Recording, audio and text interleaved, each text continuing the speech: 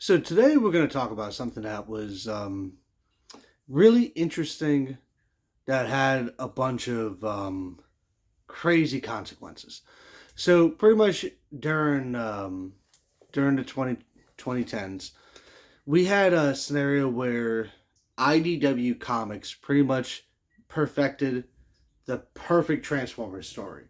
It was Transformers Phase 1 through 3, and there was a beginning and there was an ending, which is not something that happens in comic books. And the story ended so perfectly that they actually had to reboot the franchise because of it. So it all pretty much ended with Unicron right here. So we're talking about hundreds of comics. We're talking about hundreds of deaths. Like, it was a very nice, long, drawn out story, and one of my favorite Transformers stories. But one of the things that came from it was that when they were making this story, they took some artistic liberties, and they did things during the time that people didn't like. For example, they had a story where RC was originally a man and was experimented on by GIJoe and turned into a female. And that was RC's entire revenge plot, was taking out GIJoe because of what he did to her. Like, that was like the entire arc for her was revenge. So it was a very deliberate, very well thought out plot, but a lot of people didn't like it because of current politics. Because at the time, this came out during the Trump administration, where people were like more willing to be loud and obnoxious about their political stances, especially from foreign countries like Malaysia, Indonesia, the Middle East, that kind of stuff, Russia, and they really blew back against the franchise on this. And there was another really good example: is they introduced bonds in the comic, like soulmates in a sense. And they actually had two male robots that loved each other, which was Brainstorm and what was that little bot's name? Rewind. So Brainstorm and Rewind had a relationship, but that played into the narrative. It actually, one of them died, and it really fed into it. So everything that IDW added to the story made a lot of story sense, and it really made the story really dynamic. And it's IDW's Phase 1 through 3 is literally my favorite story, like flat out. It's Phase 3 was kind of up and down because Hasbro threw out some proclamations to IDW that I wouldn't have done, but the story was still very solid, and it ended very perfectly. Very perfectly. I mean, the big bad from the 1986 Transformers movie is the perfect way to end any Transformers story. And it was a phenomenal story. Characters getting killed left and right, all kinds of stuff. But people had blowback against IDW because of what they did in the story. And this all happened during the time of Comic Gate, which is the failed attempt of political activists to influence the comic industry based on their personal beliefs.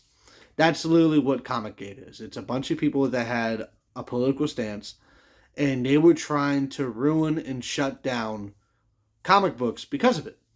So Transformers, after the Phase 3 story, dipped in sales for obvious reasons, because they ended perfectly. They had to do a reboot. Like, there's no other way to do it. And what ended up happening was the sales dipped, and Comic Gate took credit that it was them that did it. In all honesty, it was partially them, partially wasn't, because how do you follow up that story? Like, how are you going to follow up Unicron destroying everything? Like, you just can't. So the reboot, a lot of fans didn't like it, okay? And then you had the political pundits talking about it, but they started attacking IDW in general. And what happened was they then started targeting anything by Sophie Campbell. So Sophie Campbell is a Ninja Turtle artist. She's been around since the beginning of IDW's run, which is roughly when IDW bought Ninja Turtles' IP to make comic books. And we're talking about like the early 2000s. Like that's how long it's been. Like Sophie Campbell's been around for a long time, and you can actually find Sophie Campbell credited in some of the original books. So it's like, yeah. So you can literally find Sophie's original name before the transition in some of the other books. So Sophie's been around for a long time, and people really took their politics and they started harassing around that. So they targeted Transformers, and then they targeted that, and then they targeted another franchise which really blew me away, which was GI Joe. And they targeted GI Joe because they claimed certain characters were woke, and they really weren't. They introduced new characters. So if you ever read the original Marvel run for GI Joe, you know that Doc, one of the original Joes in the first like 3 years, was killed a long time ago, like way back in the Marvel run during the 90s. And they introduced a new Doc, which is his daughter. And if you know anything about the series, this character's been around for a hot minute, so it's not really anything new, but people thought she was new. And then they introduced a new character for Salvo, which is a bald white man with a brown t-shirt who carries literally rocket launchers on his back. And they introduced a big black lady. So it's like, it was no real reason to be mad about these. These were new characters. They were added to the plot. They didn't replace anyone. The other characters were either dead or around. And it didn't really play much into it. So they just pretty much kept harassing the artists and harassing the staff over this. And what ended up happening in the long run was that Hasbro, the company, pretty much caved in. And they decided to take the IP away from IDW, which, it happens. It happens. This is the 4th time Hasbro's done it, but it's just really bad timing because it really made them look like they were caving into these unnecessary activists. And IDW had warning, but they didn't have warning. So they pretty much had like a year's warning that this was happening. They had to wrap everything up. And it led to some interesting scenarios. Like, for example, they had to do a dynamic cutoff for the Beast Wars comic that they just started up. And if anyone knows anything about the Beast Wars, this was like a 25th anniversary comic. And it was a really interesting style. Like, it wasn't my favorite. Like, it wasn't my favorite art style. But it was a nice story. They introduced new characters. They played some homage to the previous Beast Wars comics with, like, Razor Beast and stuff. So it was nice. But it ended on a cliffhanger because they had to abruptly cancel the IP. And then it also led to, like, they made books like this.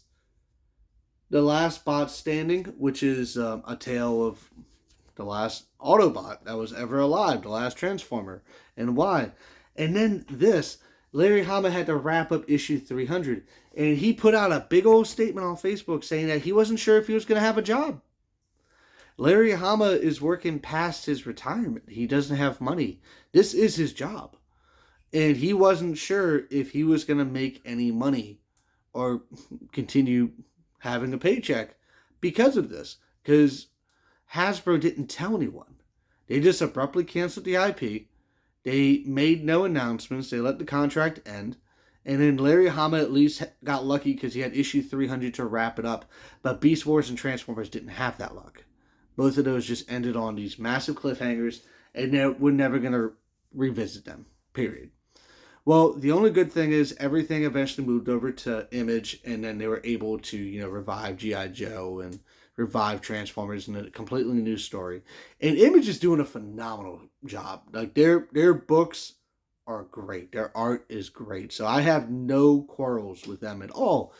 But it was really sad to see that IDW lost its license because of political pundits. And I get if they would have said the sales. I understand that. I know comic sales have been dropping over the last couple of years, but that's really not what it felt like. It really felt like Hasbro just caved in to a bunch of people that was spewing their disgusting politics and trying to ruin stuff for everyone else, which is currently what's happening in video games because they moved over to there because Comic-Gate didn't work out. Comic-Gate failed for the most part. So, yeah. Just yeah. That's all I can say about that. It's crazy.